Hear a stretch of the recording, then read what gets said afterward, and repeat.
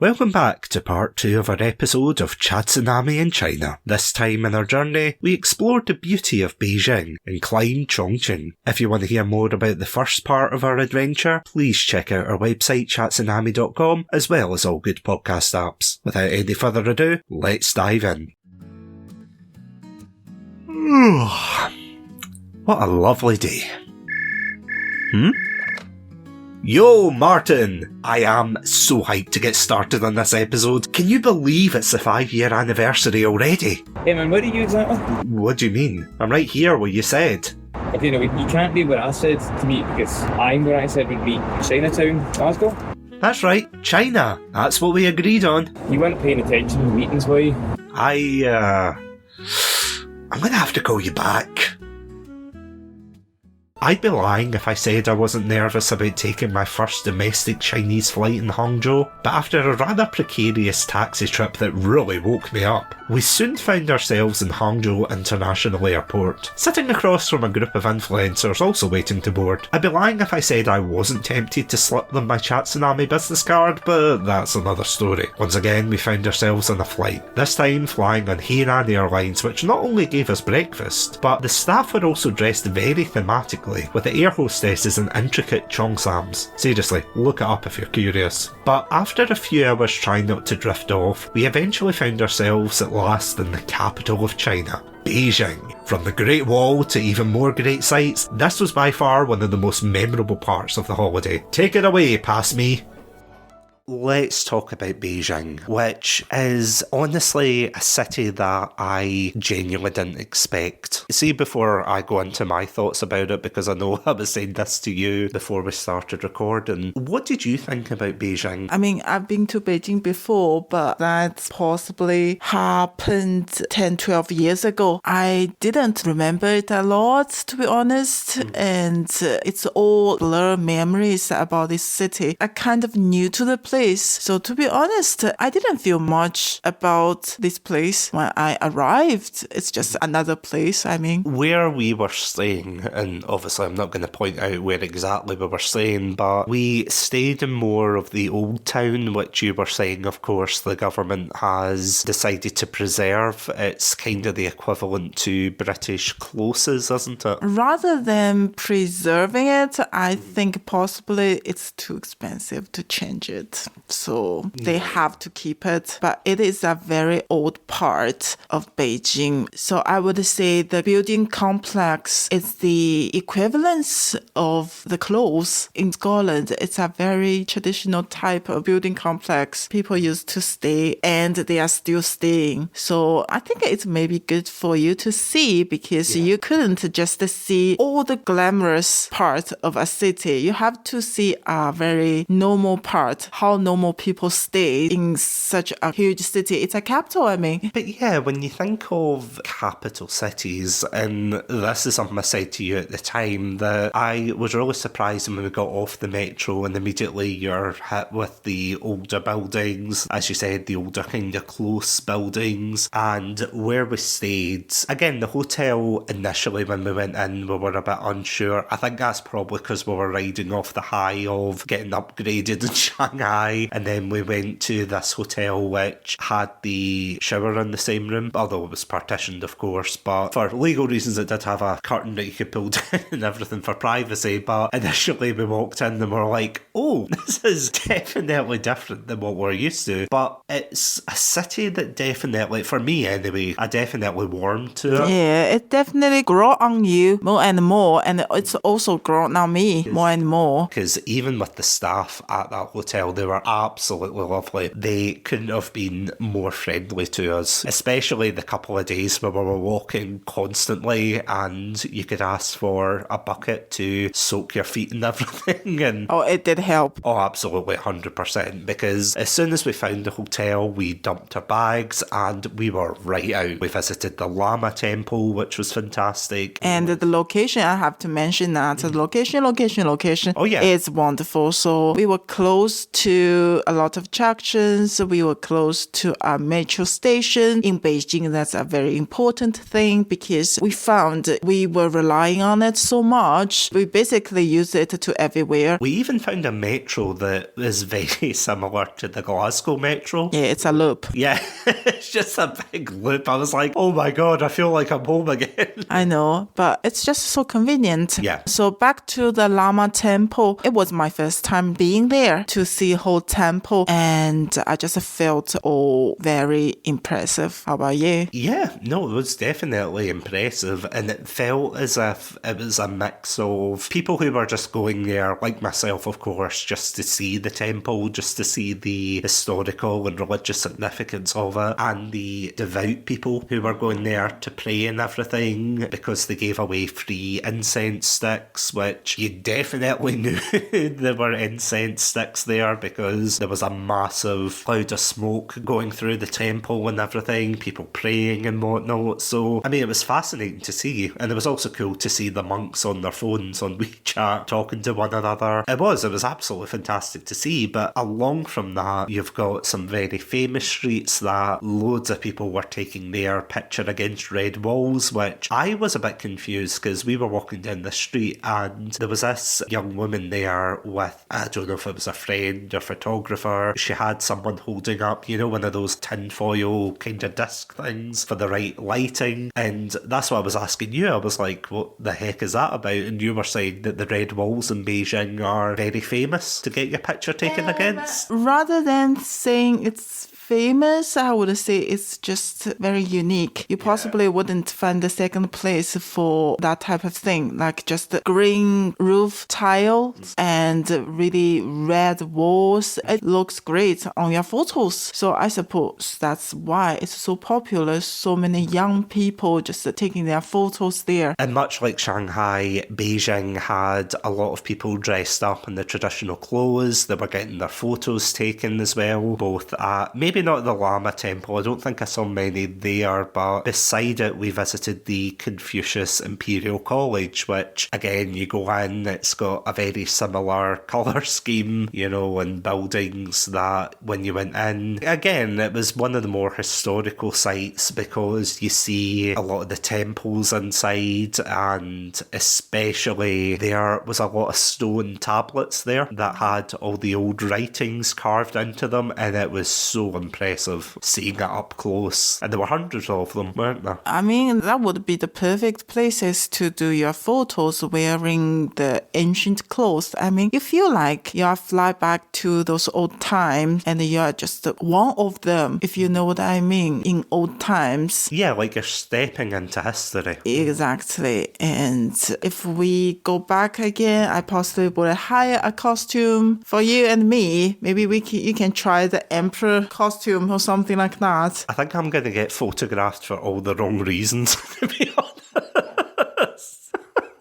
That would be fun to see. I mean, that is true, but I'm just thinking of local man from west of Scotland caught dressing as emperor in China. Can't see how that would go wrong. But yeah, we ended up seeing that, and afterwards we kind of had a bit of a wander, to be honest. We saw a lot more of the old part. We got to try my new favourite food, which was a kind of meat bun. Honestly, if you see this meat bun in Beijing, get it, eat it. Obviously, if you're a vegetarian or vegan, ignore this advice, but if not, it is one of the most delicious things you will have in your life. It is amazing. I don't know what the official term is. The food is amazing there, which we'll get onto, but yeah, after that we walked around. We saw the Drum Tower, we walked by there. There was a London bakery there at one point, which I thought was quite funny, but still it looked really good. But we then ended up going through the touristy bit, Qianhai Park, wasn't it? It has another name, possibly you would be more familiar with. It's also called Strachan, and I suppose because it's so easy to find, so there are a lot of,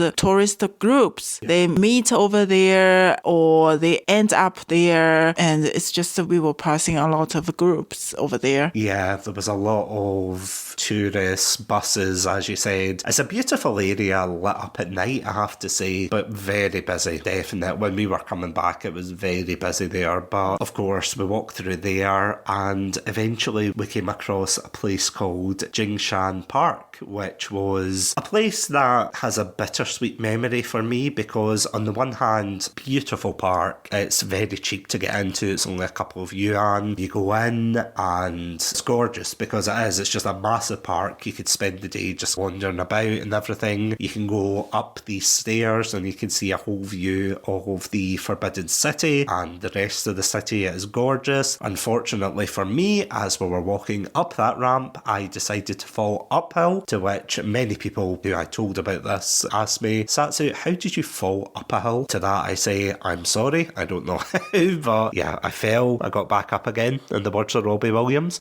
and we ended up going uphill and seeing the Forbidden City in the kind of mist, because when we got there it was quite misty, wasn't it? Unfortunately, yeah, we didn't get much luck on that day. As you said, you fell. I mean, briefly. You nearly fell, and we just didn't get the best view of the Forbidden City on that day. But the smoggy weather did give the Forbidden City a little mystery look. But yeah, fortunately we got to go back to that particular park later on, and it was a lot nicer weather, so we got some fantastic shots of the Forbidden City. But then that night, of course, we went through that tourist area again, where not only was it mobbed with tourists, but it was also mobbed with people singing. But then, of course, we ended up going for some very nice hot pot and had a nice slice of bagua, which of course translates to gossip, where a couple of patrons weren't very happy, so they were kind of having a tiff with the owners. So yeah, we got dinner and a show that night, didn't we? Yeah, absolutely. But we didn't get the end of the whole story, so we didn't know how it ended. Shame on that. No, it wasn't great.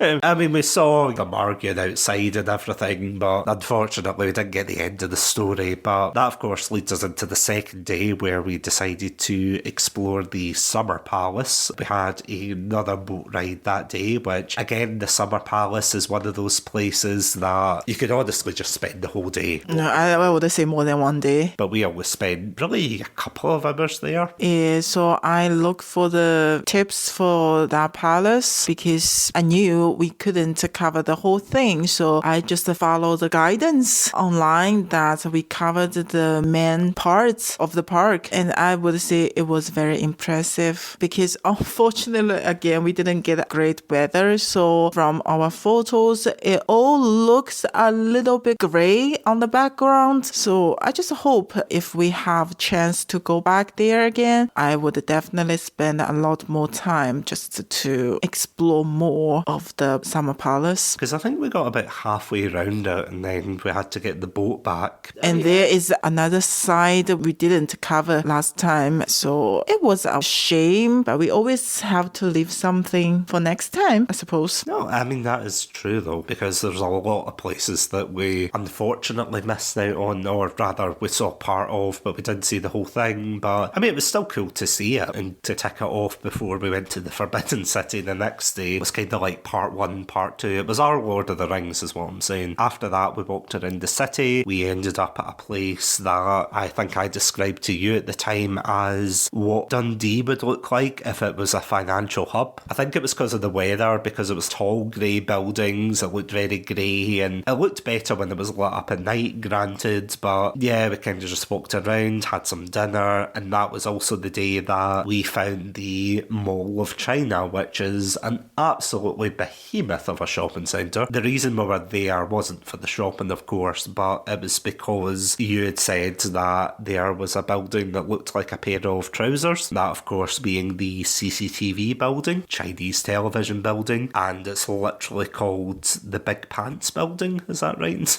Yes, because from distance, the shape looks like a huge pair of trousers. If you go to the top of the Mall of China, you can actually get a good view of it. And And yeah, it's a pair of trousers, not gonna lie. But we ended up having some nice dessert out a Macau-themed restaurant, which absolutely lovely. Pictures, of course. But we had to go back and get some sleep because we were going to the Forbidden City the next day, which I have to say, this was one of our busier days because we got up really early to do a guided tour, and it was interesting. Well, I say it's interesting, but the whole tour, of course, was in Mandarin, which I was picking up bits and pieces. I'm so sorry, my darling, because the English tour is too expensive. Actually, that is something I just want to point out, by the way. See these, and again, I'm not calling them out per se, but see these Get Your Guides and things like that, booking.coms, they were extortionate for some of these tours, whereas the tours that you were booking from your end were, I mean, in comparison, it was just definitely a lot cheaper, which absolutely shocked me because I thought, it's probably a couple of pounds, a couple of yuan more, but no, it was actually ridiculous, the difference. Going around the Forbidden City, we got to see where the Emperor lived, where his family lived, where all the eunuchs scuttled about when he wasn't happy, where the Emperor's mother lived, which turns out one of the Emperors really loved his mum. That was interesting to see. You know, you get to see all the historical artifacts. The pictures genuinely do not do it justice. This place is massive, and this is another place you could spend the whole day just wandering about until it closed, but it was quite a good time we got in because we got in maybe about 8:30, I think, is when our particular tour started, and then it was, 2-3 hours later where they finished. Because the tour finished inside of the Forbidden City, so you can still wander about in that place to explore more. So we did that, and it's just like a huge mess. I kind of feel I can easily get lost inside, although they have different chambers, have different names on it, but they just look so similar, and the way the path goes to different places all look similar. You know, the high red walls you couldn't see. I feel like the whole place is like a huge maze, and you can easily get lost in it. It doesn't really help when you've got all the tour groups and things that start flooding in later on, because it went from relatively empty to, oh my god, the Forbidden City has been populated again. You know, the ghosts of the past. But yeah, it was absolutely mobbed by the time we left, and it was definitely worth seeing. And I know you don't need us saying that, considering it's like one of the top attractions of Beijing, but definitely you could get lost for the whole day in that city. After that, we decided to do a hop, skip and a jump to the China National Museum, which I have to say, it was impressive, right? It was absolutely impressive to see, and you know me, I am a absolute history nerd. Loved seeing all the different exhibits. They had one for ancient China, they had some of the terracotta warriors there as well, which I thought, my god, they're everywhere.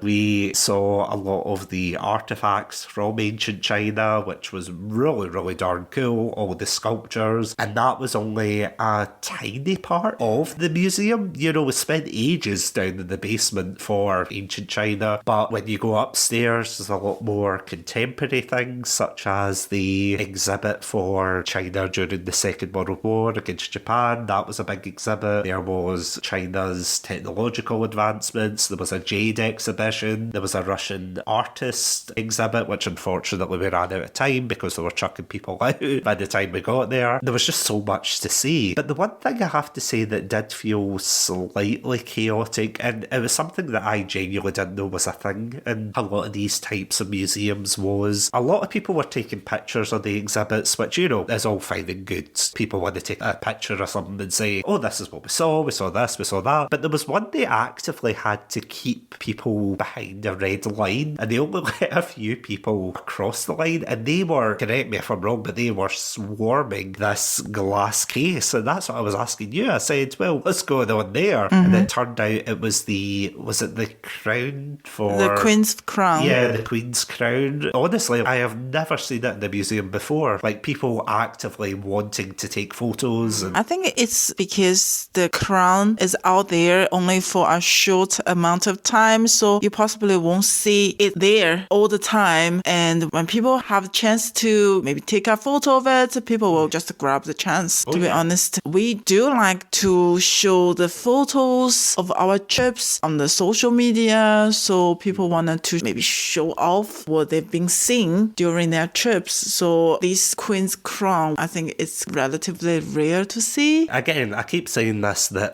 there's so much to see in this exhibit, but there was hundreds to see. Again, you could have spent the day there, is going to be the tagline for Beijing. But absolutely. All you need just a pair of comfortable shoes. Pretty much, yeah. Yeah. One of the things that we got really lucky with when we came out of the museum, of course, during closing time, was that the museum is right across from the entrance of Tiananmen Square, which we tried at least seeing it lit up, but around that area there is a heavy police presence and everything, so you can't really get anywhere near even the entrance of it. Taking a picture is really difficult and whatnot, but we got really lucky because when you come out of the museum, we were able to go across into the square beside it, and behind us was People's Monument for those who sacrificed their lives during the war. a bit like a cenotaph. Then behind the monument is Mao Zedong's Memorial Hall. Right along from that, of course, we were waiting for the Light entrance. up. Yeah, the entrance of Tiananmen Square to light up, which again, it's still quite a bit of distance, but there was quite a few people gathering, of course, waiting for it. And before they turn it on, they have to lower the flags. There's 6 mini flags above the entrance, but there's one big flag, which I didn't realise this. You can actually pay to be in the square In the morning. Yeah, but it's like 5 or 6 in the morning. It depends on the sunrise time. Yeah, I admire the dedication, but of course we caught the tail end of that where they were taking it down and everything, and the soldiers were marching away, and yeah, it was quite cool to see it light up and everything. We were there, and once it was over, we basically followed the crowd home, didn't we? And we went through another famous street that was lit up. It's called Nanluo Guxiang. You possibly would hear about it if you are in that area. It's just basically a busy, full of small shops and restaurants, street food street, popular with young people and all the tourists from everywhere, and you wouldn't possibly miss it. And it was a fun fact, the first time that I learned that the Yunnan province is famous for its potatoes. Yes, that's true. That's true. It's an area suitable for growing potatoes, and I think people's diets are heavily based on potatoes. Which I was really surprised at. So if you're having Chinese food and anyone criticises you for having chips, you just tell them that you've listened to the Chatsunami podcast and the Yunnan province actually likes potatoes. So We would try that. So they have different ways to cook potatoes. If you're a huge potato fan, you would love that. Oh, absolutely. And they were nice though. They are. But that, of course, set us up very nicely for the next day, and really our final day, because our proper final day was us preparing to go to Chongqing, but of course we went back to that park to see the Forbidden City. That was all we did before we left. Yeah, because we went there and then we went to a park called Beihai, which was the park with the famous White Tower. Yeah, that was really it before we had our last meat bun and we cried as we waved the very confused shop owner away. And yeah, then we went to Chongqing. But before that, our last proper day was us tackling quite possibly one of the most famous sites. Although, then again, I don't think many of you probably have heard of the Great Wall of China, you know, quite a hidden gem, as it were. No, jokes aside, yeah, the last day we ended up going to the Great Wall by metro, which was very interesting. I have to correct you there. We took a metro over to the train station. We took train over there. Oh, okay, yeah. See, to be fair, the train was fine because when you book the train, you have to book a seat, don't you? I mean, you can't technically stand, but yeah, you usually have to book a seat and everything, so that bit was fine. But the actual metro actual trip was so busy. Everyone was crammed in. They were clearly going to see the Great Wall of China, because let's face it, if you're going that far out, unless you live in that area, chances are you are going to be seeing the wall. And we went to the north side of the wall. I have never seen a metro or train station so busy in my life, because it was so busy that they actually had to put up a barrier to let so many people through to the escalator. Then they let so many people through again, and it was just a sea of people, which was really weird, because when we got the actual wall, it was relatively okay. You know, it was quite it's out. a long wall, and well, true, yeah. people can space out, right, as you say. And one thing I was really surprised at, and I don't know if this applies to the south side of the wall, but for the north, there's a kind of mini street. You can get coffee, you can get, weirdly enough, KFC and Subway, which really threw me off. You can get a miniature Chinese flag if you're feeling particularly patriotic that day. You can get all these small knickknacks and refreshments. You can go to the loon, whatever. That was really surprising, because I don't know what I expected when I went to the Great Wall. I don't know if I was expecting it to be, you know, in the middle of nowhere. There was just maybe one toilet there, and it's like, okay, now you have to climb the wall. I didn't expect this area to be so built up at the bottom. But I mean, it's a very developed, commercialized attraction. Yeah. Well, that is true. I mean, yeah, there's hundreds of eating places and things, and yeah, by the time we actually got there, it was a breathtaking experience that I got to share with you. And what was even cooler, which is something that I didn't mention, was we did all of this on Halloween. So how many people can say on Halloween, other than the people there, of course, but how many people can say, oh, what did you do for Halloween? Oh, I went up the Great Wall of China. What about you? And they'd be like, wait, what? But yeah, it was really cool to spend it with you. It wasn't overly cold, but it also wasn't overly warm. It was just perfect, because you had that breeze coming in. And finally, the smoggy weather disappeared. Yeah. So everything just perfect. It was a very clear day. Although one thing that I have to say was very strange about the wall, and I'm not knocking the previous architects of the Great Wall, was that half of it had stairs, but then the other half of it was like a slope, which some areas were alright, they were very manageable, but other sections, I nearly fell down at one point, and we were grabbing one another, being like, okay, maybe let's not explore this part of the wall, because I mean, we did really well. We got to the highest point of the wall, at least of that section. Again, there were bits that were busier than others, but I'm just glad that we walked it and we didn't do the cable car bit. It's another option to get onto the Great Wall if you are not so confident to start from the very bottom to the highest point. I mean, it's very convenient for different groups of people. Some may have mobility issues and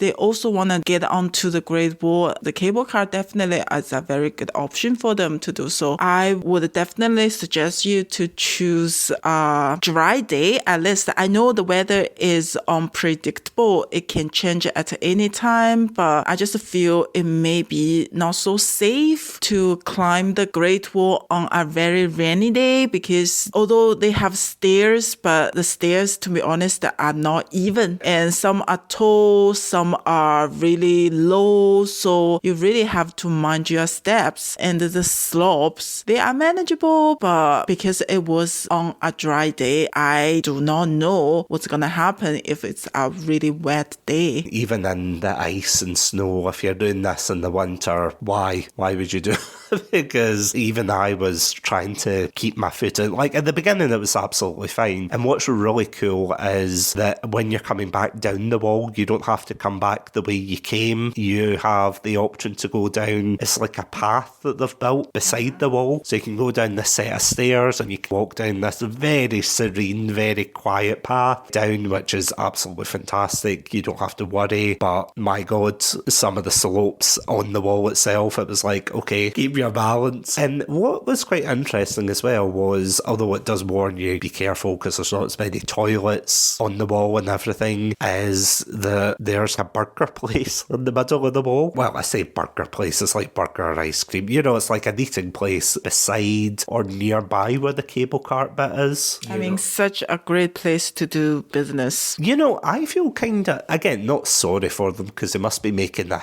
hell of a lot of money, but the people who, well then again, they must get the cable cart up, but that's what I was saying to you when I saw all of the, not police officers, but the security and everything standing there and other people, because I was walking thinking, oh, there's not many security people, and I thought, well, obviously not, because it must take them ages to walk up the wall, and then 2 seconds later I saw one, and I was like, honestly, his legs must just be built like terracotta warriors, because, my God, walking up that every day, they must be used to it. And once you get used to it, I suppose it may take them half an hour from bottom to the highest point. It was honestly one of the most memorable, if not the memorable part of the holiday, wasn't it? Just seeing the Great Wall. And the thing is, I don't know if you feel about this with your experience growing up, but here, especially in the UK, we're told in school that the Great Wall is one of these wonders of the world and everything. We see it in textbooks, we see it in cartoons and films and things. It's this very mystical place, although obviously it's quite touristy, but you see it very much built up in legend and everything, so to actually see it was just really cool, to be honest. Do you feel the same way? Yeah, absolutely. I'm just wondering, did it live up to your expectation? I think it was definitely different, but in a good way. This isn't a different where, you know, we were trying some foods and things and you say, is that good? And I go, yeah, it's different.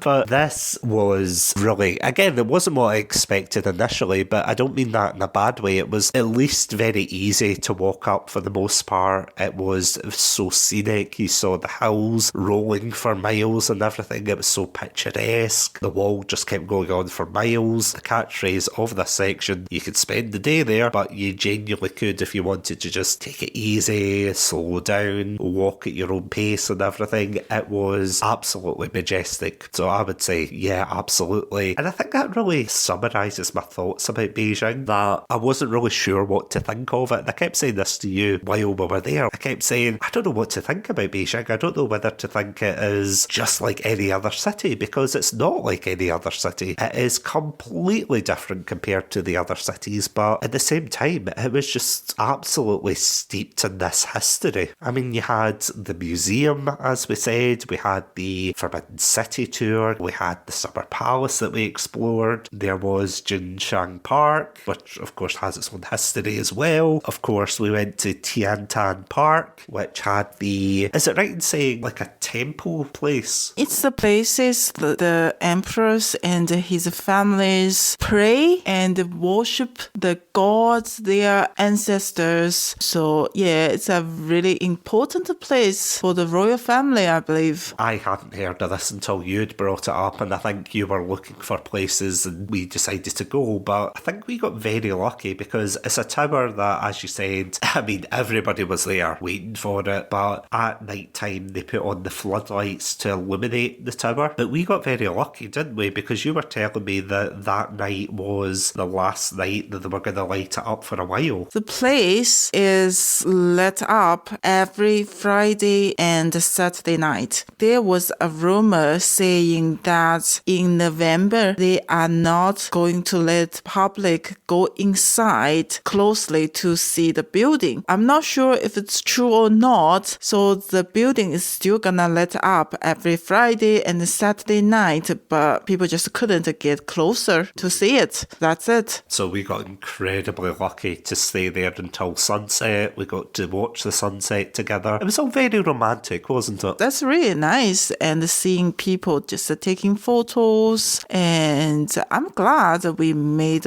all the memories with those people. We possibly wouldn't see them again. Yeah. But it was very good atmosphere, and just waiting for that moment, the lights up, that was great. And of course, we couldn't leave Beijing without a very important foodie memory. We decided that we weren't going to leave without trying Peking duck, of course. Initially, we found this franchise restaurant, I think you told me, and I don't know what it was about it. I think maybe because of the amount of tourists that were coming in, and you started reading the reviews, I started reading reviews, and it just was kind of lackluster. It wasn't saying that the food in there was terrible, but it definitely wasn't anything to write home about other than to say, yeah, it's not that great. So the restaurant has a long history, and it is well known to people not from Beijing or locals from from Beijing. It is famous, but unfortunately, the branch we chose on that day doesn't have good reputation, if you know what I mean. So the restaurant is a good restaurant, just that branch happens to be not so good one. It was your first experience of Peking duck, so I want you to have a nice memory about it. So I think that's why we decided maybe we give it a miss on that branch and we try another restaurant for some nice experience, I suppose. So that ended up leading us back towards a hotel, wasn't it? It was quite nice in a way, because although we didn't go to that place and were worried that the other place was going to close, we decided that we were going to walk back to our hotel. Well, I think technically we got the metro, but then, you know, we walked back and everything, and we found this place that we had walked by a couple of times, I think, because there is I think it's like a big duck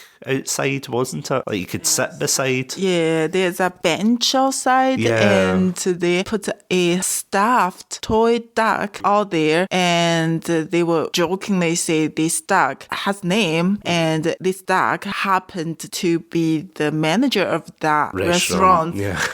So it's being punished because the duck didn't do his or her job properly. So that's why she was put outside to be a mascot. So that's just a little bit funny story. It was weird because, again, as I said, this was Halloween. This is probably one of the, I mean in the best way possible, but it's one of the weirdest Halloweens I think I've ever experienced, where we walked the mall, we walked around Beijing, and then we ended up in this restaurant where we're about to have Peking duck. When we got inside, because it was Halloween, they decided that they were playing Harry Potter, or at least part of the Harry Potter soundtrack, but it was the same song, you know, the do do do do do do do, but it was like constantly on repeat. So as soon as it ended, they just played it again, and they played it again, and this went on for a good 2-3 hours I think, before, okay, maybe not 3 hours, but a good 2 hours before they changed it to something else. And we had some different dishes, and they said that if we wanted the duck, it would have to be 45 minutes or so, to which we said, yeah, that's absolutely fine. But then, unfortunately, one of the ducks decided that it didn't want to be part of dinner, and by the duck, I mean, it was already cooked and everything, but the meat fell through into The fire. Yeah, so we had to wait for another duck to be available, which was absolutely fine. But once it came out, and I want to preface this as quite possibly one of the strangest things of this trip, and again, in all the quirky ways, but when it came out, I had seen another couple get something similar, and they had a briefcase on their table, and it looked like a kind of Louis Vuitton briefcase, and I genuinely thought initially, oh wow, there must be business people, but then they left, and they left their briefcase behind, so I was like, that's really weird, I wonder why they left their briefcase. And then 2 seconds later, when we were getting our duck, the waitress came over and put a briefcase on our table, and then started opening it, and I thought, okay, what's this all about? And then she opened it, and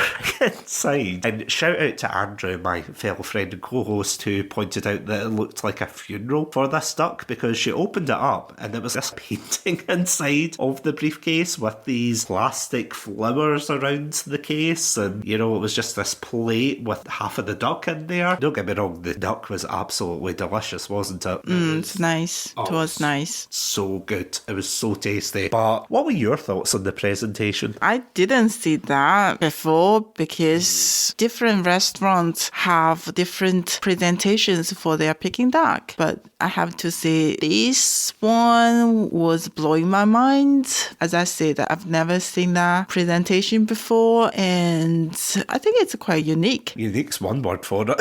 I know. Honestly, when the briefcase came out, to borrow your words there, blew my mind. I was like, yeah, this is not something I expected, and that's what I was saying to you, that it was one hell of a way to actually spend Halloween in Beijing, especially, because the fact we're in Beijing to begin with on Halloween, that was incredible, but the fact we went to the Great Wall, we managed to see the tower light up in Tiantan, and then of course we rounded it off with Peking duck in a briefcase. I don't think there's many people who could say that they had that exact same experience that day, but honestly, to summarise the trip though in Beijing, I would definitely say that it was amazing seeing how historical it was, to get to see the history, to get to see the culture and everything. What about yourself though? What are your final thoughts on this part of the trip? There's so much to see, there's so much to do. Every day was so different, and unlike other cities, you may find a little bit boring at the end of the trip, but I feel I will never feel bored about Beijing because you always can find somewhere to go, find something to see. If, like yourself, if you are a big history fan, you would absolutely love the city. I just hope we can go back at some point in the future and explore more about this gorgeous city. No, I totally agree with that. Beijing is definitely the city that leaves you wanting to see more of it. As we said, we didn't get into Tiananmen Square, which is probably a place we'll try to visit next time. We've got the rest of the Summer Palace to see. We've got the other side of the wall to walk, I suppose. The easier parts, so I've been told. I doubt that, but we'll see. But yeah, there's honestly so much to see. It's steeped in history. It's got some great food. I know we've been going on about buns, but the duck as well. All of the treats. Honestly, just go see it for yourself. It is fantastic. But of course, unfortunately, we had to say goodbye to Beijing on that rather sunny morning on the 1st of November. Hopped on a flight from Air China and we ended up in Chongqing, which is the next part of our adventure.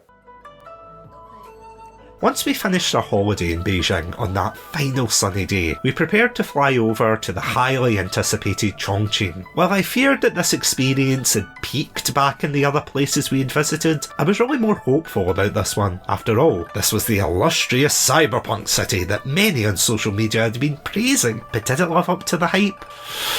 Well, let's find out. As I was saying there, our last trip took us to the wonderfully unique, let's just say, city of Chongqing, which, yeah, it was an experience, wasn't it? Yes, I've been seeing a lot of advertisement kind of videos about this city. It all looks gorgeous, and I believe the spicy food, I'm a huge fan of spicy food, so that's always the place I want to go to try their spicy hot pot. Which we did, of course. Which we did, but I thought I'm pretty good at handling spicy food, but I really think it's really spicy over there. So they have different levels or definitions of spicy. I mean, this is literally the city that has a giant hot spicy pepper statue in the middle of it. Yeah. They do not hide their pride for their spicy food, their food in general, their hot pots and such. I completely agree with you there, just touching on something you mentioned there, that there are a lot of people online who seem to be absolutely praising Chongqing out the backside because they're saying, oh my god, it's the night city, it's the cyberpunk city, it's so cool. And don't get me wrong, it is cool on the first day, and we will get into why, we think that. But unfortunately, our first impression of Chongqing wasn't a great one, to be honest. I mean, it was cool when we got in. We wanted to try and see the famous drone show, and unfortunately, because of the flights and everything and the timing, we missed it. I was really annoyed about that. More about myself, because I tried to figure out what is the best flight, what is the best time we can fly over from Beijing to Chongqing. But it turned out the flight we took might be the best one we can choose for that day. I thought we possibly could make it, but unfortunately we just missed it. Yeah, and we went with Air China, and Air China wasn't too bad, I have to say. It was very good, a very good airline, but there was one guy, and I keep bringing him up whenever we talk about going to Chongqing. He was sitting right across from where I was, and he was one of these people, you've probably met a million of them wherever you're staying, dear listener, where he was on the phone really loud and he was saying how, according to your translation of course, he was going to meet the governor of Chongqing or something. All big figures. Yeah, he had his laptop out. He wouldn't put his stuff away, even when the air hostess asked him to. He was treating them like waitresses. He was a really horrid person, but it was so funny because as soon as the plane landed, and you know what to do when a plane lands. Plane lands, you wait for the seatbelt sign to go off, you unbuckle yourself, and then, you know, in an orderly fashion, you get your bags and everything, and you go to the front of the plane. This guy, I think, was embodying Sonic the Hedgehog. He literally, as soon as that plane hit the tarmac, he grabbed his bag, didn't he? And he did the 100-meter sprint to the front of the plane. And I was like, who is this guy? I know, it's all very confusing. I mean, this guy, and he acted like he has the most important job in the world he has to tackle with. But I mean, really? It was kind of a bizarre introduction, but you thought, you know what? It's just the plane. You can't decide who you're flying with, considering we flew with an influencer as well when we went to Beijing initially. The makeup artist, of course. Before anybody asked, no, I didn't ask him for a Chatsunami collaboration. I don't think he would have came on. I did find his social media. You did actually. You were really good at that. It was actually scary how fast you found him. You were just like, here you go. I was like, oh my God. Yeah, I basically just searched for a makeup artist with a tattoo all over. Here we go. MsTsunami's the head of research at Chatsunami, by the way. It's the quickest way, trust me. No, so we landed in Chongqing, we got our bags. We wanted to try and make it for the drone show, and we got one of the taxi services from the airport. Now, for anyone going to Chongqing, do not get this. Do not use that service because I think that service charged me double the price. And the thing is, I can understand if it's a service from the airport to the city. You know, usually they're overpriced. But what I didn't like in particular was the attitude of the driver. Now, you might be thinking, oh, how bad was he? And it was fairly, you know, all right, yeah. Yeah, he was very pleasant to talk to at the beginning. At the very beginning, yes. Then I just tried to make the conversation flow. I asked all the questions about Chongqing. I asked if we can make it to the drone show. And he told us, yes, of course, you can make it because according to him, the drone show usually starts at 9 p.m. So I remember we were taking the taxi around maybe just 20 past 8. So we thought, oh, enough time to make it. Yeah, we had plenty of time as he was driving down. So the driver offered to take us to the place which seems to be the best place to see the drone show. I thought, oh, how lovely the guy is. When we were approaching the place, we actually saw a lot of people walking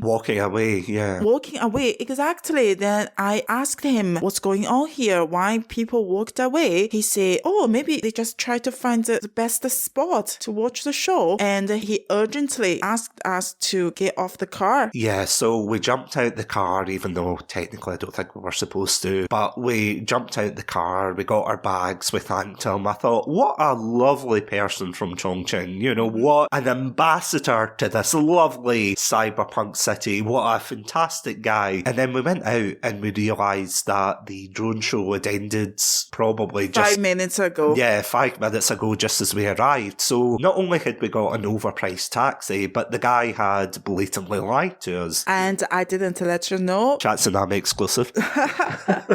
I tried to be polite, so I double checked the price I should pay him. So I asked, oh, how much I should pay you? But actually, I knew the price. He actually added more to the price I've been told. That's the thing that really annoyed me. And not so much missing the drone show, because at the same time, Chongqing is filled with many, many lights. You do not need a drone show to see the city lit up and everything. And it would have been cool to see, but at the end of the day, if you miss it, you miss it. It's something to come back to and see another time. But that's what really irritated me. And I was really annoyed when we were walking to the hotel, because we're walking down the riverside looking at all these lovely things. And, you know, initially we thought, okay, maybe give him the benefit of the doubt. Maybe he didn't know. And then you're like, well, he's a taxi driver in Chongqing. Surely he would know that. So not only did he lie to our faces, but as you said, he charged you extra. I just didn't like that attitude. I thought that was really underhanded and sneaky. Again, again, it was like a really poor introduction to Chongqing because we got there when everything was kind of winding down, all the lights were off. There were still people partying and whatnot, but it just wasn't a great first impression. And then, of course, we had to get a taxi to our hotel. Before we went there, I checked all the social media about the drone show, and people mentioned that it will be extremely difficult to take a taxi back because everyone wants one. Everyone wants one. So because I have the Chinese version Uber's app, so I tried to have a Uber or taxi to take us over to the hotel, which wasn't far for driving, but I just couldn't find anyone. Yeah, there was even one point you flagged down a taxi, didn't you? And then they just drove away. But the guy said, no, I don't want to go there.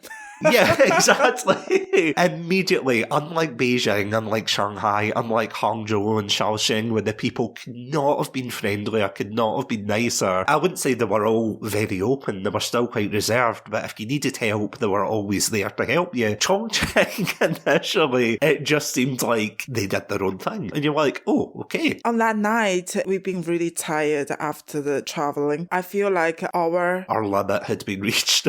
Yeah, I feel like our limit had been reached, to be honest. But eventually we got a Uber taxi. Yeah. So it took us over. But when we arrived in hotel, it's about 11 o'clock at about night. 10, 11. In the hotel, oh God.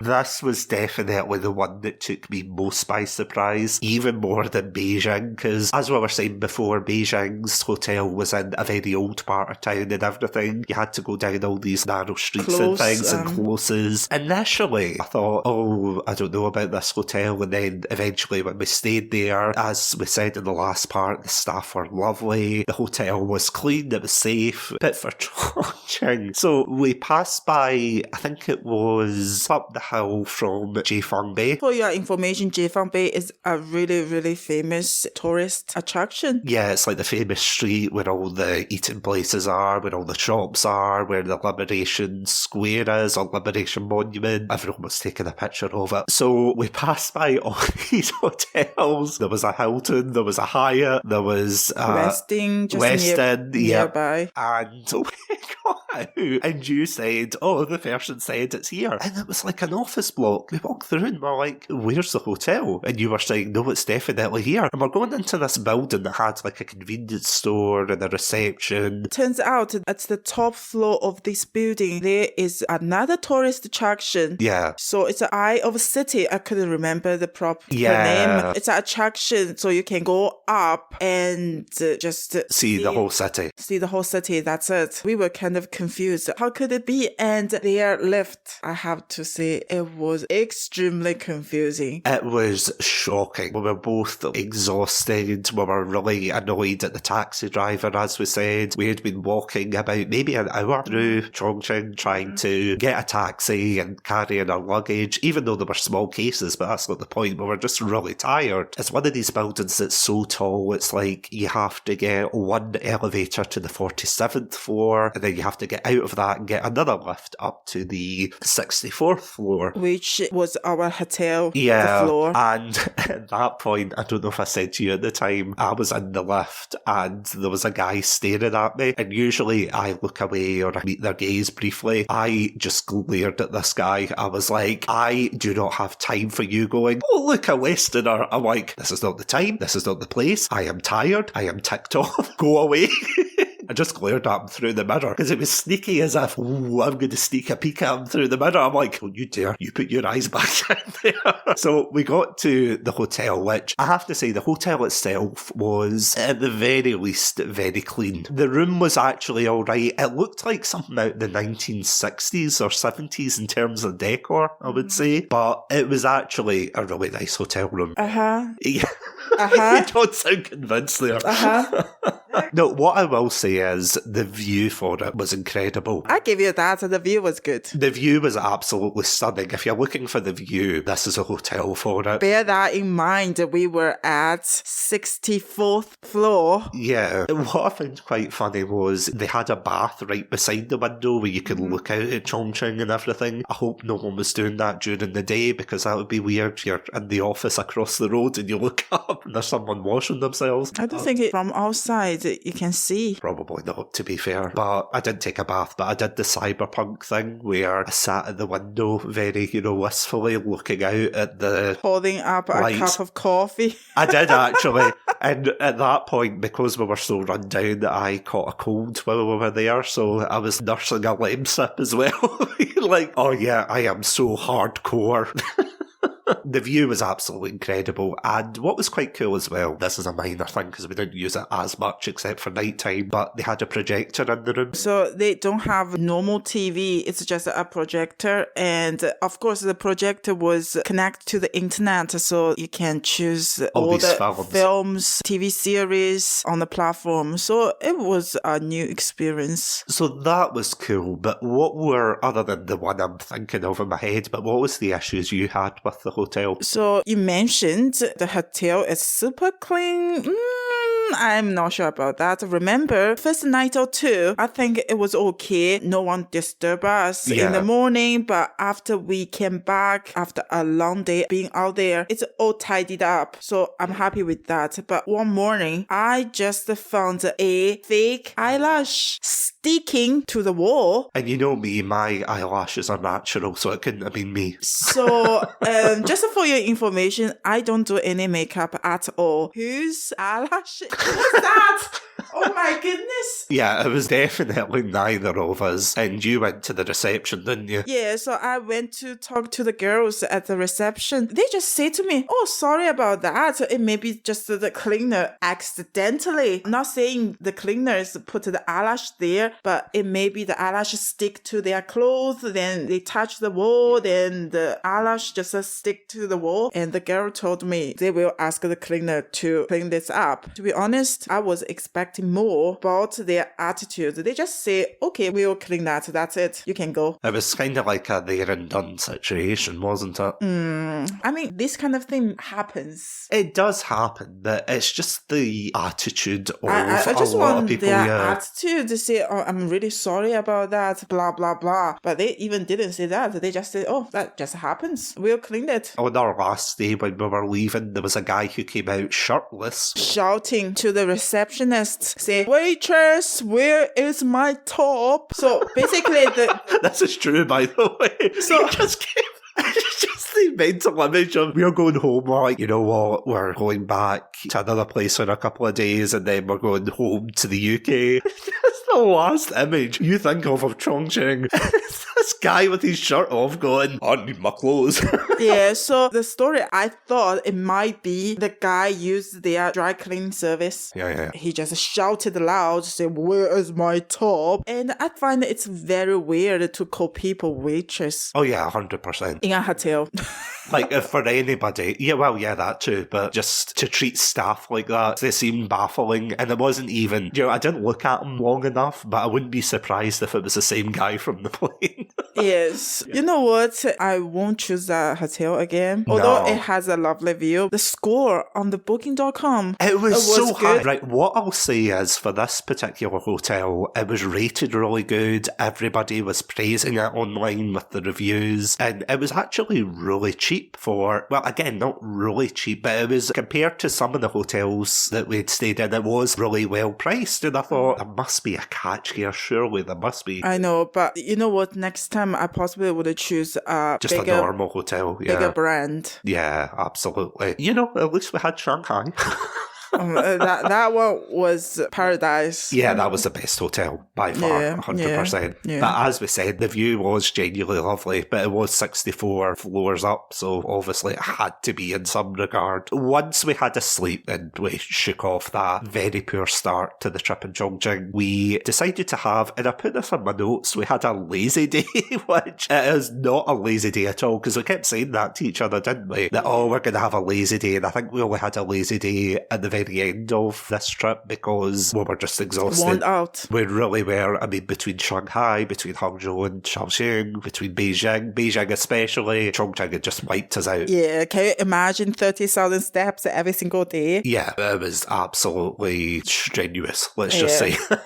But we decided to go to Jiefengmei, which was, as we were saying, is the tourist area. It has a lot of food, it has a Liberation Monument and everything. It's definitely, you go there and it does feel very cyberpunky because you've got the neon lights going that never stop, same with the tooting in the street. By the way, fun fact, MsTsunami fell asleep one of the nights and I did the sitting at the window and I was taking notes and everything and I was looking out wistfully to the city. The tooting outside didn't stop until 2 in the morning, and even then there was the odd brr brr. And I think I said this in our Shanghai part of the episode, that people say, oh, the city that never sleeps, Shanghai's the city that always beeps. I apologise to Shanghai because it has nothing on Chongqing when it comes to people constantly beeping their horns, and that is a thing in these types of roads in big cities, but even for that was just ridiculous. You could hear it. I do think Chongqing was much more busier, much busier than Shanghai. You know, Chongqing is a city built on a mountain. Yeah. So the streets or the roads are relatively narrow and they have so many cars. Because they have, and I laughed when you told me that, they have a thing called the Chongqing Ferrari. And I thought, oh, I wonder what that is. It turns out it's just a yellow taxi, which seems very similar to the ones in New York or something. Because you said that when we were walking up, there's a street that's modelled after Manhattan. Tiny section. Yeah. When you looked at it, you went, yeah, I can see that, I suppose. It was quite funny, but of course that first day we walked down, we had some lovely Chongqing noodles from this place. The person was hand making them, of course, and it was absolutely delicious, that. But funny enough, we came out and you had said that there was this particular speciality from that region, that it was double deep fried pork or something. Pork, yeah. Now, if you can hear the accent, of course, we're both in Scotland and we love a bit of deep fried food. I'm getting a frowny face there. I love a bit of deep fried food.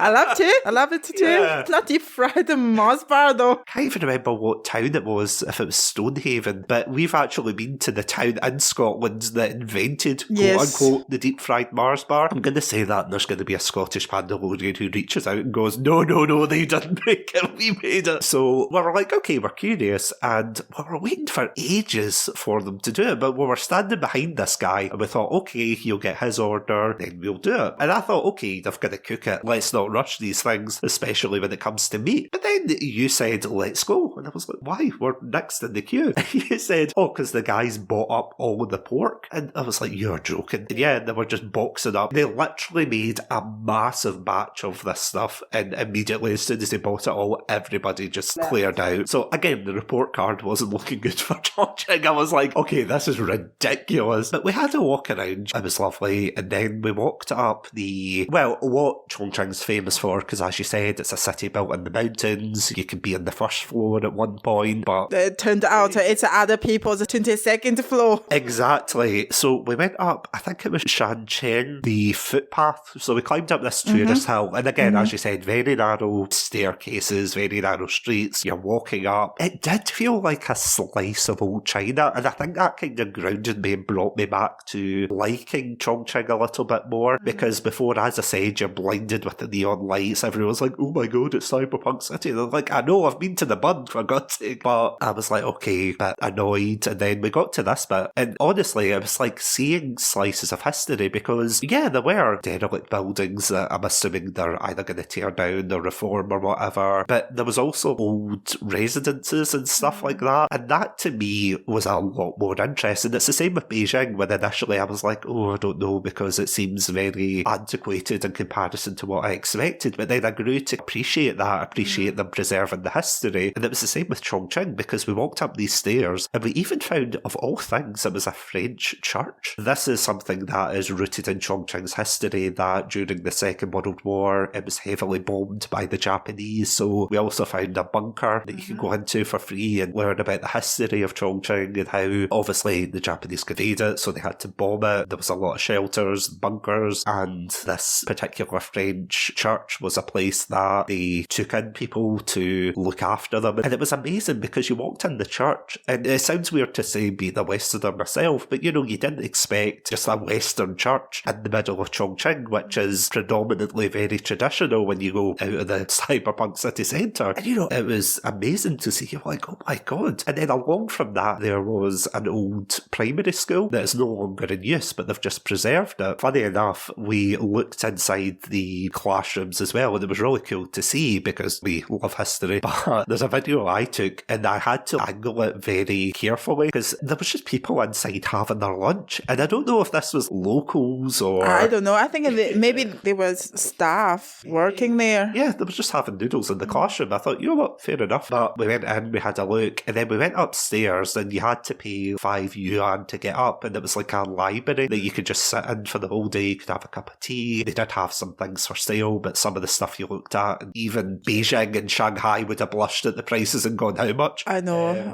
Lovely stuff though, but just that the price is just too much. Yeah, but we had a seat there for a while because it is lovely. And then, of course, we found the star of the show, which was just this cat just lying on a chair, and we were right across from it, and it just stretched. It went, so it must be used to people coming in and just relaxing beside it. Yes, I think so. And they are not home cats, they are just stray cats. After that, we decided to try the different food just while we're walking down, because Chongqing was going to be our foodie part of the trip. I mean, we had the Peking duck, we had all this stuff from Shanghai. And your favourite bao bun from Shanghai? I don't know, the meat bun was a contender from Beijing. Honestly, I still think about that. But they're different. Oh no, they are different. Oh, they're both, it's like apples and oranges, they're both delicious. I'm glad you used that, for example.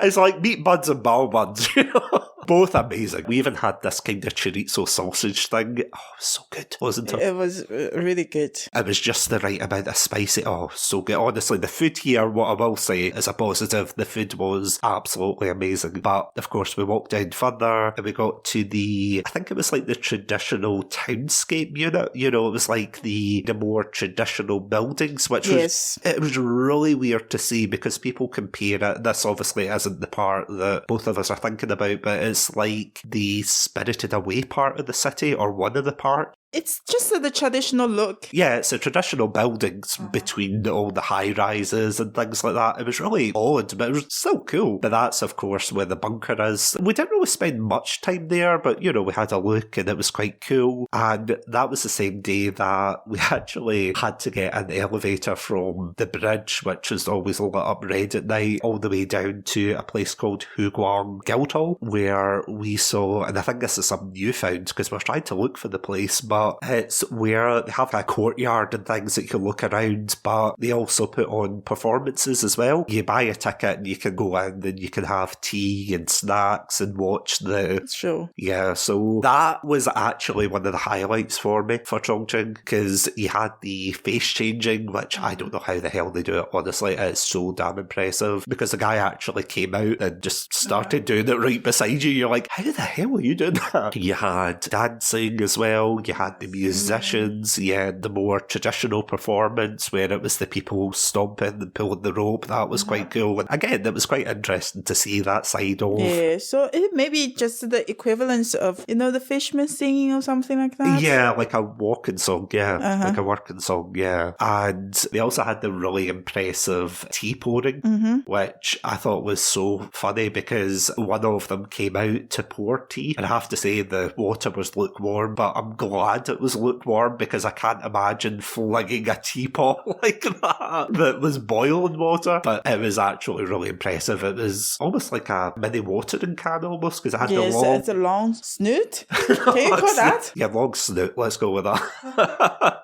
We're just thinking of our producer at home.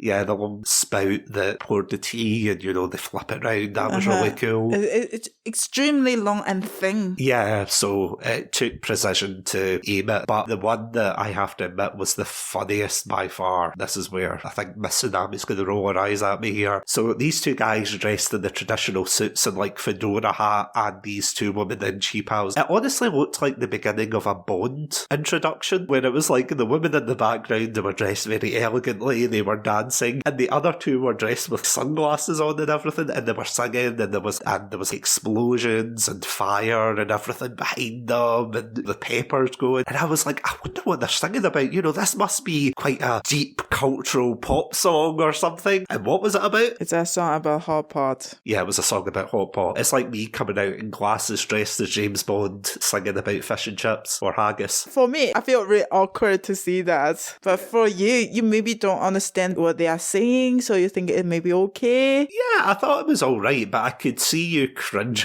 at the side. You were just like, no. It is very cringing. But it was still funny, though, and it's memorable at least, you know. Okay. As long as you're happy. The one time I'm being positive here, and you're like, no. Don't you dare bring that into this. I definitely would recommend you to try if you are there. Oh, yeah. No, absolutely. It is actually really impressive. And again, you get, well, I say free. You still have to pay for it, but you still get the tea and everything. It's all included in the ticket. That's what I'm saying, though. It's like you have to obviously pay for the experience, but you get the tea with it, the snack, and you have to buy extras if you want. But it was still cool. I did like that. I did think that was really impressive. So after that, I'm actually reading my notes about what happened next, and I forgot about this. I can't believe this was the same day. So after that, we decided to walk around and try and find hot pot, to which we were accosted by a stranger who came up and decided to berate you for your choice in hot pot. So the story was we walked into the bubble tea shop first. I thought, those people must be from local. So I decided to ask them about my dinner choices. So I asked them, what restaurant do you recommend for hot pot? So the young gentleman told me, there is a restaurant he likes and he would recommend to us. So okay, I put that restaurant address on my map and we were just looking for the restaurant. Then an older gentleman popped up from our back and just tried to talk to us, say, what you are looking for? I said, I'm looking for this restaurant. And he said, I'm not sure if I would recommend you to that. That restaurant is popular because of all the advertisements, but actually to the local, they are not that good. Then he started to tell me how good the other restaurant is. I wasn't sure about his recommendation first. Then another guy popped around to say, yeah, that one is good. That one is really good. The thing that you're underselling in this story is it wasn't like we were in the bubble shop, someone recommended it, and then another person came behind us and said, no, that's not the case. We were coming back from this touristy square and there was several people dressed up as Sun Wukong, a gold military man, the kind of typical tourist things, which I will get onto later. But we're walking away from that, and this guy popped out of nowhere because you were looking at it on your phone, and he just looked at your phone and was like, where are you going? And then that is how we got into the conversation. It's like, no, try this place, try this. And I have to say, I was half expecting him to walk in while we were having dinner at that place, that he was like a part owner or something. Of course, that's when we tried Chongqing hot pot. Well, I say we tried it. I tried the less spicy version. You tried the more spicy version. More spicy version is actually, I only ordered for mild spicy. Was that mild? Yes. Oh my god. There's a reason why they pride themselves in their spicy food, isn't it? So they have different tolerances. Absolutely. Absolutely, no wonder. That's ridiculous. Because I tried a wee bit and I was like, yeah, no, this is going to burn a hole through me. This is not the best. Well, it's tasty enough, but I thought, no, way too spicy. But yeah, what were your thoughts on it though? Was it something that lived up to your expectations, or were you just like, I mean, the flavor was absolutely wonderful, but I feel like I can have the similar flavored or similar quality hot pot everywhere else. So I don't think it's really special for me. That's my only thought about it. I really enjoyed it, but I just think it's not as special as I thought it would be. Then after that, we decided to walk off the hot pot and we went to a particular viewing platform in one of the tourist streets. Again, I think it was Xiaoli Street, where it's like you walk up the stairs, there's all these things plastered on the walls. It's like, I'm in Chongqing and things, which, other than the fact it's advertised as the Cyberpunk city, this is the other big thing that people seem to love about Chongqing, that there's big signs everywhere saying, I'm in Chongqing, just in case you forget when you're halfway up a mountain and then you go, oh yeah, I'm not in Beijing or Shanghai anymore. They really emphasise that for the tourists, don't they? Because there's a lot of spots. I think they're trying to, again, I'm not saying it's like Shanghai because it's completely different, but I think they're trying to do that similar thing of saying, here's our landmarks, here's the particular things, put that on Instagram or Red Note or whatever to advertise this city.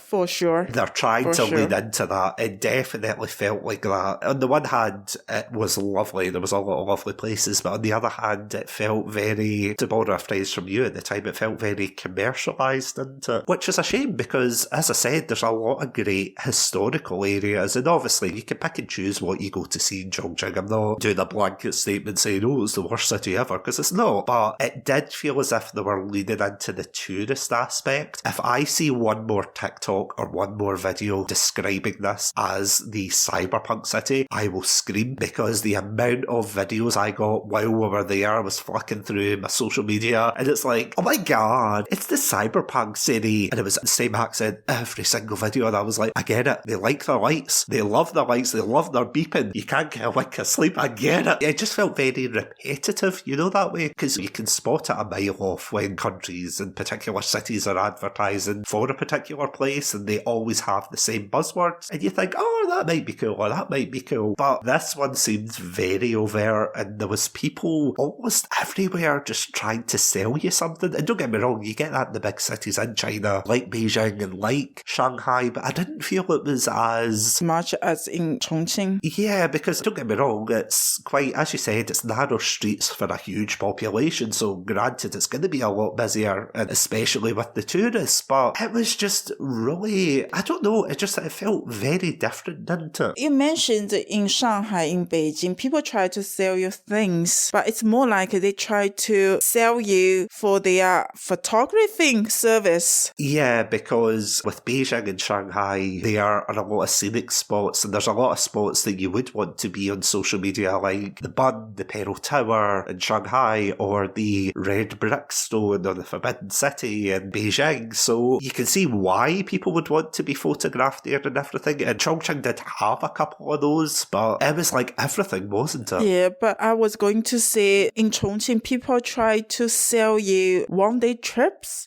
Yeah. It feels everywhere. People try to sell you these one-day trips or another 3-day cruise trips. I feel a wee bit overwhelming, to be honest. It did, because it was like every couple of steps. It wasn't even like, you know, where in Shanghai they were contained to those areas in Beijing for obvious reasons, but for Chongqing it was like every time you went to another place there were just hundreds of them. And even when we went to the Spirited Away village place, it was lit up at night, and that was impressive. But even when we went there was just hundreds of people offering services and things. Yes. So that got a little bit annoying, I will say. And I know that might not be fair because it is a tourist place. They're obviously targeting tourists from China and abroad to say, oh, get your photo, get this. It's typical of a normal city like that. But yeah, it got very annoying very fast when you had to go from these other cities. And even in Hangzhou and Shaoxing, I know they're smaller in comparison, but even when people offered you stuff, you kind of put up your hand and said, no, thank you. Whereas these people were very persistent. And you're like, bugger off, go away. Just to say, I'm Chinese, right? And You're what, sorry? I'm Chinese. Oh my god! I'm Chinese, and it was my first time to visit Chongqing. Even from my own perspective, I think Chongqing maybe not my place to go, because personally, I do not like my photos to be taken by million times. I'm not a poser for photos, and I do not like to share my personal life on social media either. So I do not think that's my place to go, but I do enjoy the food. But if you like your photos to be taken, you like like to share your traveling photos on your social media, I would recommend you to go this place because you can absolutely take hundreds, thousands of photos, and it would be lovely to show to your family, friends, or your followers online. It's definitely good. Oh, absolutely, yeah. Because you could honestly make a social media channel just around Chongqing because it is so scenic. It's got, as we said, and it hurts me inside to say it, it's got the cyberpunk aesthetic and everything, which the light pollution, you know, I'm not going to criticise them if they want to run up the electricity bill, but the... That's the first thing you said after you saw all the lights. Very Scottish, saying... Very Scottish. Saying, my God, the electricity bill must be insane here. But it reminds me of, and I can't believe we keep bringing Glasgow into this, but in the planetarium and the science centre, you can go and see the night sky and everything, or a simulated night sky, and they talk about how, the cities here have light pollution, so you can't see the night sky as clearly. You have to go to a more rural area to see all the stars naturally, obviously when it's not a cloudy day, but they show you before and after of, this is it with light pollution, this is it without light pollution. There was honestly a halo of light above Chongqing. That's how bright it was, and obviously they turned it off at about 9:30, 10ish, I would say, and I was like, this is crazy. Again, it's cool to see and you take the pictures. It's different. It's very interesting. And then as soon as that second day wears off, you're like, yeah, I've kind of had enough of this particular aesthetic. The other thing, this leads us on to day 2, of course, was Chongqing, other than loving a good light and loving a good hot pot and a pepper, they love their shopping centres, don't they? Holy heck, how many shopping centres does a city need to have? Because the amount of shopping centres we were in, and again, it wasn't even just the shop, it was just to kind of see them. And that might sound weird coming from here, being like, well, a shopping centre's a shopping centre, what can you see from it? It will blow your mind.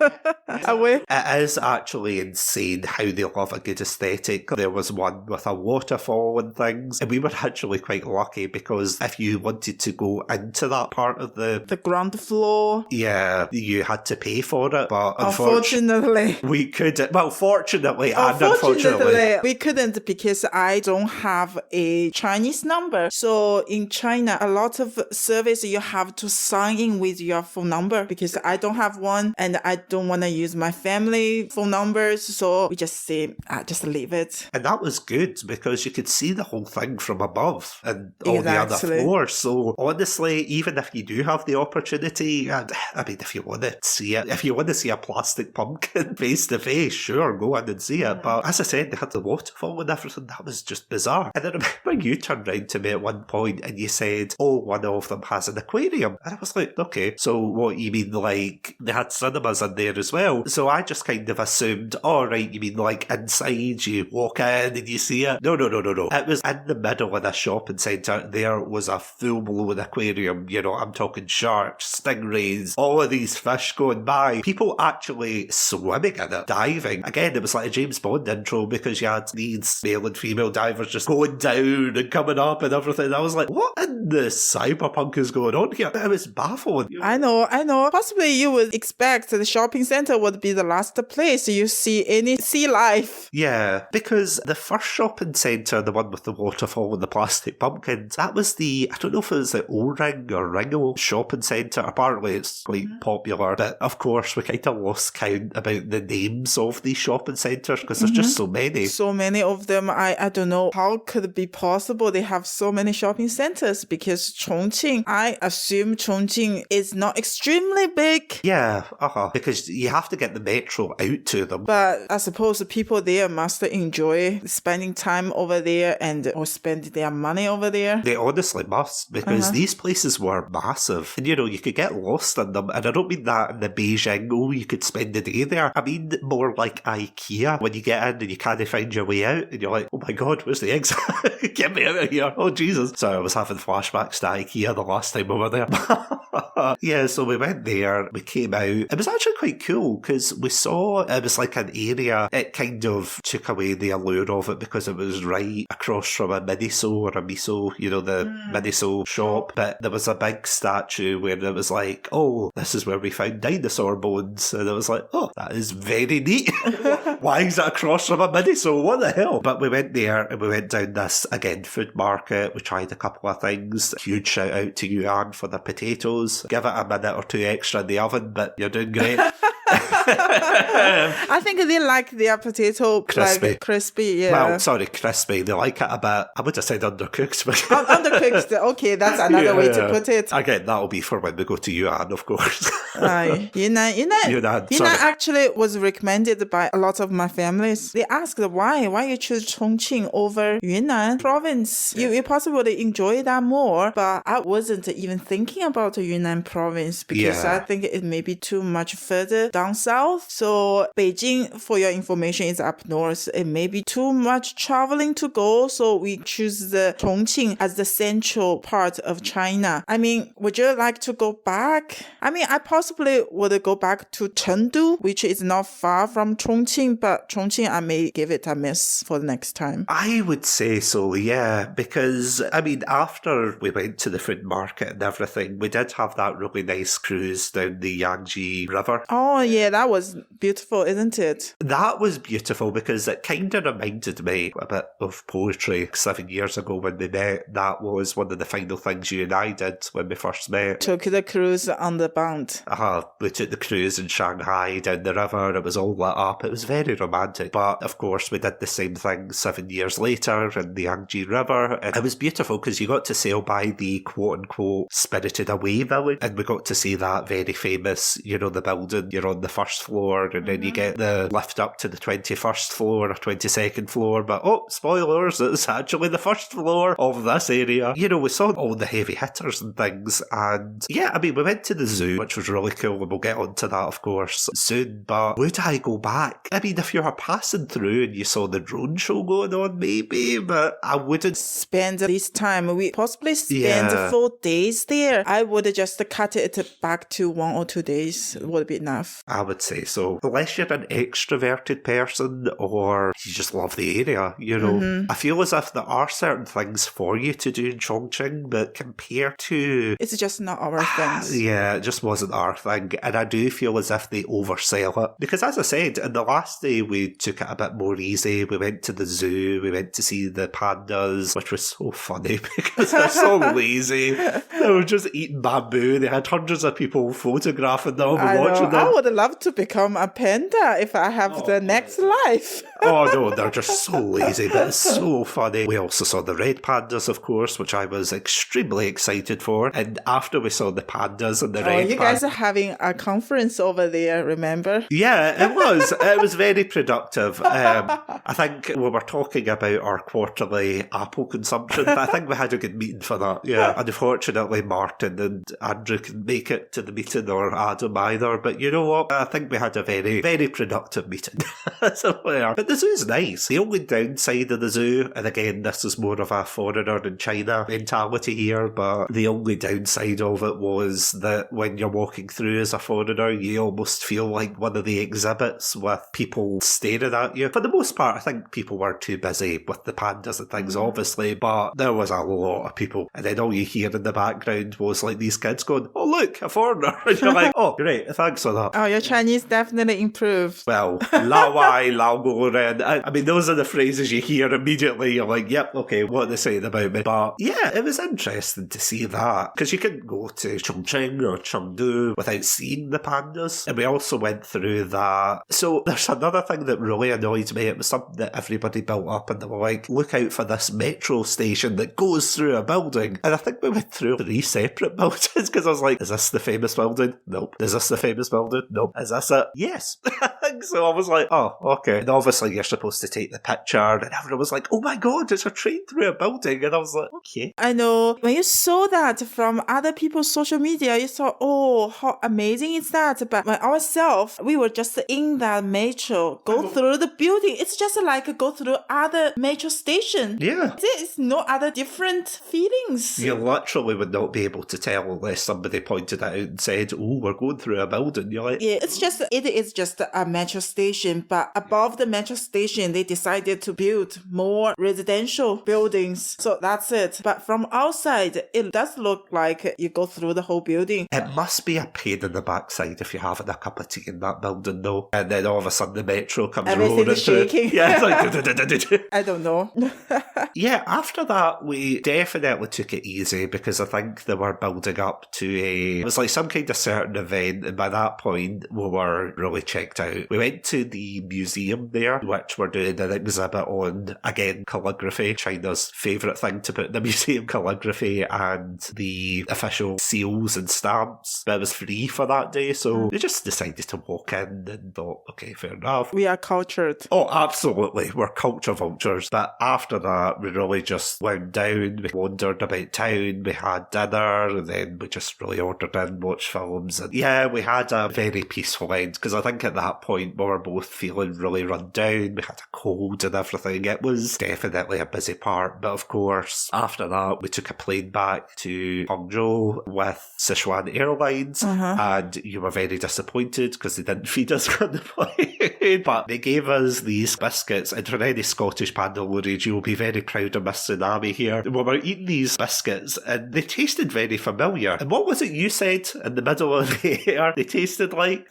Malted milk. Malted milk. I nearly choked on my biscuit because I was like, yeah, you're right, they taste like malted milk. And then I was like, when have you had malted milk? And you're like, no, you know, here, there and everywhere. I was like, oh my God, you have definitely become... I'm half Scottish now. You are 100%. You are half Scottish by far. I thought, I'm so proud of you. But that, of course, led to us getting ready to come back home and everything. We got all our stuff organised. And of course, yeah, we ended up getting our flight from Shanghai, where in the last day we kind of spent some time in Shanghai. We just got our last minute gift shoppings and had our last minute noodles, which seems to be a thing that you and I do in Shanghai, isn't it? We go out to the city and we find a random noodle place because we did that, of course, when we first went 7 years ago. We had noodles as our last meal, and then of course we made it to the airport, and then we just flew back home to Edinburgh. But I have to say, as a kind of summary to the journey part itself, that was such a long journey, wasn't it? Yeah, because we had to take 3 connection flights when we came back. I didn't know, or I don't know why, when we went to China, it only had 2 connection flights, but when we came back, it just became 3. Yeah, there was over 26 hours overall for the journey. It was a really, really, really long journey, but we made it. We survived.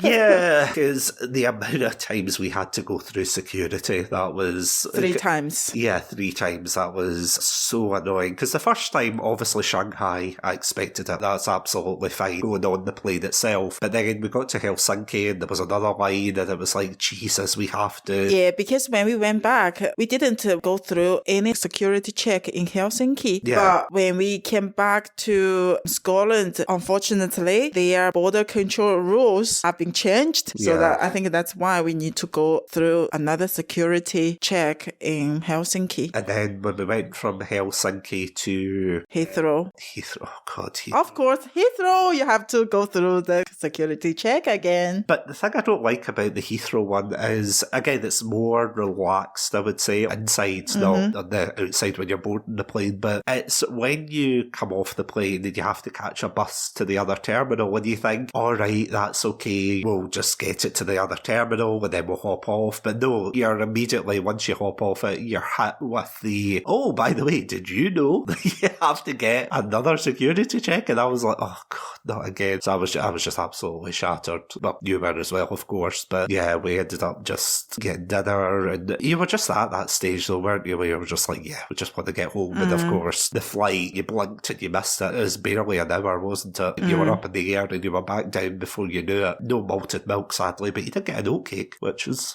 pretty good. Honestly, you were like, oh God, it feels like home. See, as a summary to this whole trip and everything, what were your favourite moments of it, and how would you rank each city that we visited? The most nice part, of course, seeing seeing families, Of right? course. For me, seeing families. And to be honest, I was glad I took you and showed you around because as Chinese, I kind of took it for granted, to be honest. I didn't appreciate as much as I do now after I showed you around. It made me look at the country or look at the cities from a visitor's view. And I found, wow, there are a lot of things I didn't even notice before. So it's a new experience for me as well. Although I've been to some of those cities before, but now I feel like I have a new understanding for those cities. About how to rank those cities, I don't know. I like my own city. I like Hangzhou. I like Shanghai and Beijing. It's just that I'm not so sure about Chongqing. Still a nice place to explore, but for me, I possibly wouldn't go back. But never say never. I possibly still go back next year or in a few years. I don't know. Yeah, because I feel as if with Chongqing, it is very social media driven, you know, because I have to say, you were really surprised when I said to you that, oh, I'd never heard of Chongqing before, and it kept popping up in social media and right beside Chengdu, which I had heard of, obviously, about their panda conservation and things, but I had never really heard of Chongqing before, and there was a lot of things even you were pointing out, and I was like, why is that famous? Why is that famous? Especially because, unfortunately, on the second last day, it started spitting with rain, and I was like,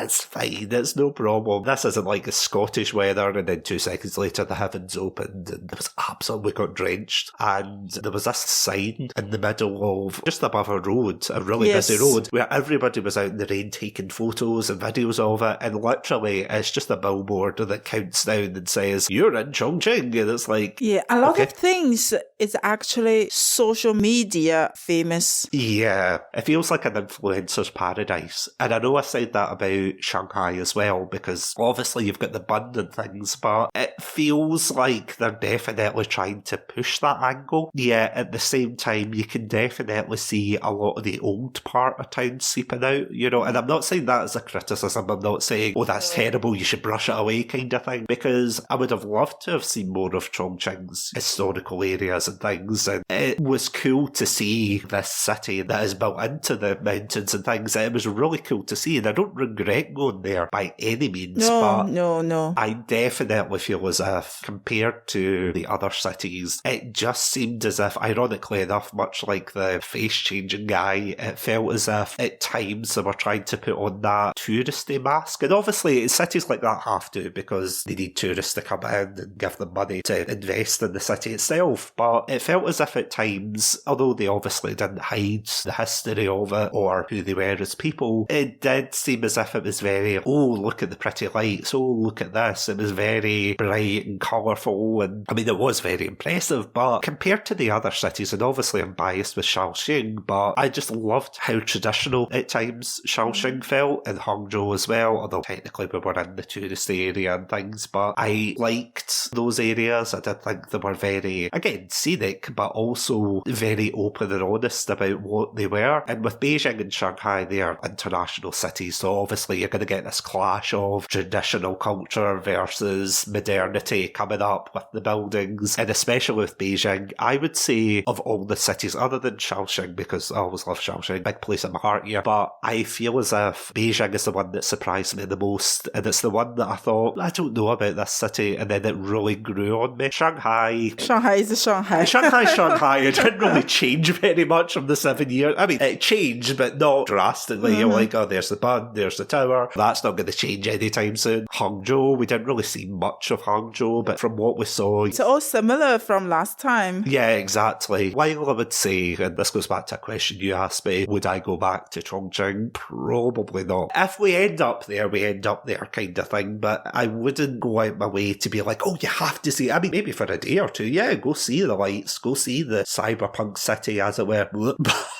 Don't go out your way unless that's something you really want to see. But I have to just clarify here. We only speak our own experience. It doesn't represent other people's opinions. So 100%. For listeners from that area, we didn't mean to offend you by any means. This is something I always say in episodes of Chatsunami, that everything that I say is my opinion, or in this worst case, it's our opinion, and any other opinions are absolutely welcome. Absolutely. It's just like we mentioned before, the city is lovely, a lot of things to see, but maybe those things are not our things. So if you haven't been there, please do not just believe into the words we were saying. You have to see by yourself. Maybe it would be your favorite city. Go into it not listening so much to our words. Take our words with a pinch of spicy pepper, but conversely, take the opinion of all these influencers saying, oh my god, this is the most amazing city ever. It's really not. I don't mean that as a criticism of Chongqing. What I mean is, don't buy into the hype, whether it's Chongqing, whether it's Beijing. Temper your expectations initially. It applies to anywhere. Yeah, exactly. Temper your expectations going in, and then see for yourself, make your own decision about the city. Because, I mean, there was a lot of clubs and pubs and things, which I thought was pretty cool, to be honest, that were underneath the bridge. The bridge for the riverway and things. You had the metro as well going under the bridge. Another bridge, of course, and not the at same. night when the lights up, it was stunning. I mean, you can't take it away from Chongqing that it wasn't beautiful, because it was. At times it really was, but it almost felt a bit overwhelming at times. So, as a summary, I'm not saying Chongqing's bad. So glad that we got to see it. I'm so glad that we got to as well experience, as I was saying before, the cultural aspects of it, when we went to see the school, the church, that particular area, which I know is slightly touristy, but we got to see a slice of Chongqing's past and everything. Whereas if you stayed in Jefeng Street for the whole thing, I think you would get tired of it really fast. But if you are a foodie, you can taste all different kind of food. Oh yeah, 100%. This was definitely high up there for the food aspect of it. Yeah, that concludes our trip of China for the 5th anniversary. Absolutely. I just want to give a huge shout out to you, MsTsunami. Thank you so much for joining me in this journey and coming with me to see everything in China. Oh, I enjoyed every minute with you, going through all the cities and trying all different foods, taking a look of different places. I loved every minute of it, and I just hope we can do it in the near future. Hopefully next year we can do it again. Yeah, or hopefully. The year after. So I really appreciate you invite me over on this episode, and I know I could be really nervous at some point, so I wasn't that fluent as you or your guest you invited on the show before, but I tried my best, and I do hope everyone who listened to this episode can really enjoy it, and nice to be part of your 5th anniversary special show. No, honestly, I can only reiterate thank you so much, because honestly, it was a fantastic experience. Again, not only doing the podcast and finally getting you on for an episode, because we've been talking about it for ages, being like, oh, do you want to come on? Yeah, no, maybe. You know, I had to prepare myself. I was really nervous. I don't know what to talk about. But no, you've been absolutely fantastic. And I'm not just saying that because I love you, you know. So, no, thank you so much. And thank you, Pandalorians, for listening to this episode. So, here's to 5 more years of Chatsunami.